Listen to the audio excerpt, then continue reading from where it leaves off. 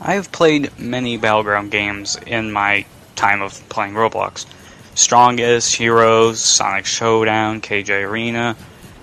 Those are all Battleground games that I have played.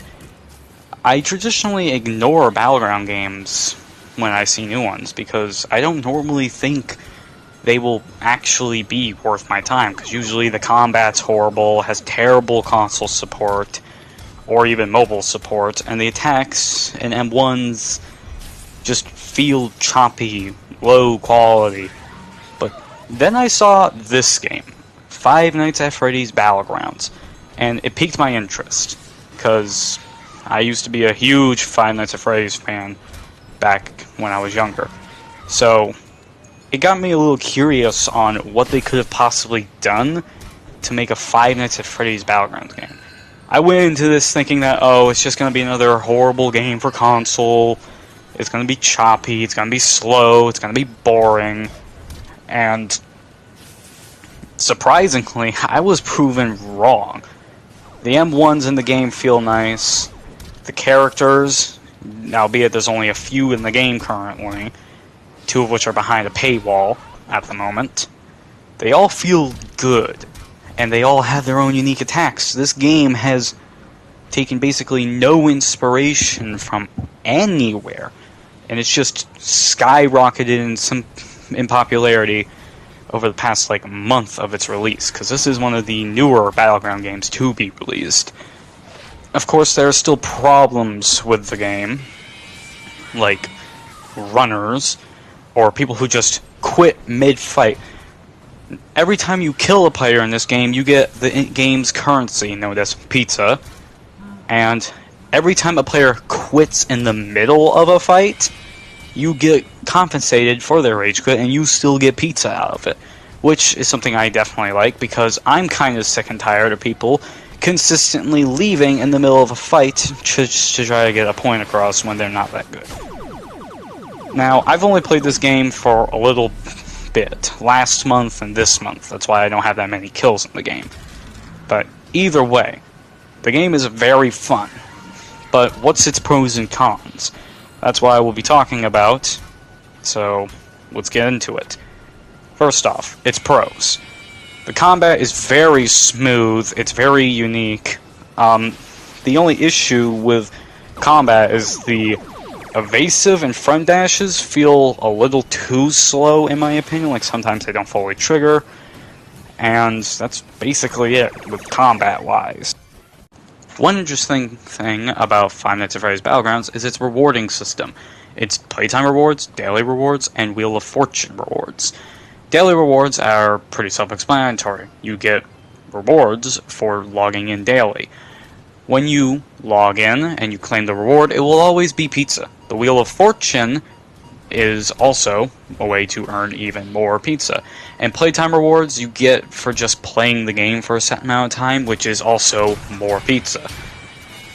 Anyways, let's get into the characters now. You got 3 characters you can play as normally, and 2 characters that are behind a paywall. You got Freddy, Withered Foxy, and the Puppet as characters you can play normally, and you got Purple Guy and Shadow Bonnie as characters behind the paywall.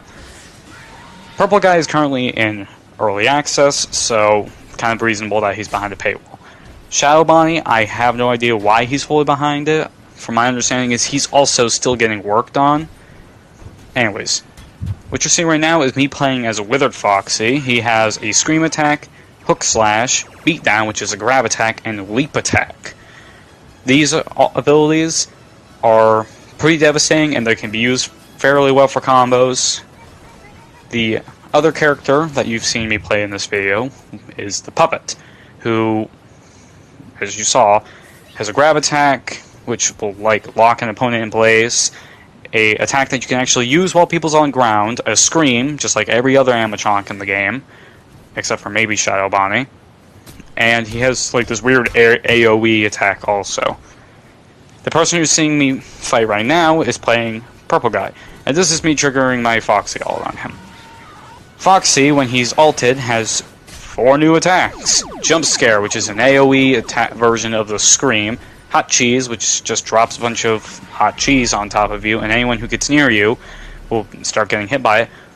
Hook Rush, which will just cause you to start flailing your arms around, slashing in front of you. Originally, before a recent update, you could walk around with it, which made it feel kind of overpowered.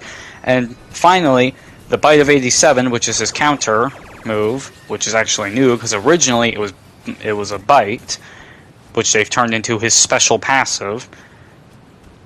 And finally, we have Freddy, who has a counter, a hat throw, which is like his ranged attack. Then he has a scream, like everyone else, and then he has a grab attack. Essentially, Freddy is more or less like the basic character. He has every single move in the game. I don't play Freddy, I play Foxy, mainly. So, yeah. Despite all of its pros, it has some of its cons, just like every other Battlegrounds game. FNAF Battlegrounds has its cons, and it doesn't really come in playstyle, it comes in the player base. And there are very large few player types in this game already, despite being released for around a month. I'm aware of around 6, 7 player types. If there's more, let me know.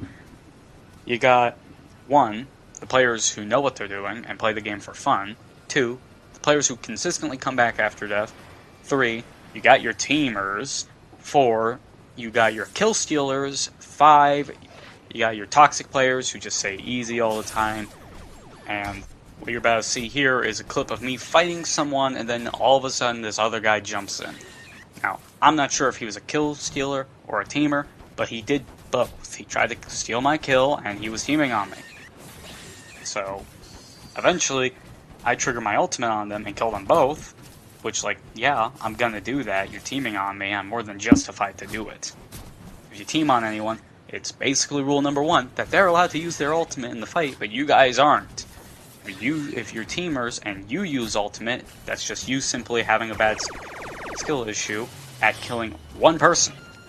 Anyways, he comes back, obviously, wanting revenge for teaming on me and dying in the process, so this is a perfect example of a toxic player who comes back over and over and over again just because you killed them once. Apart from the player base, there's really nothing that makes this game bad. It's a good game, without a doubt. Its controls simple to learn and everything. Like, there's really nothing in the game that actually makes it hard to play, necessarily. It's a fun game, and I'm glad that I chose to actually play it, and I heavily recommend it to anyone who hasn't played it.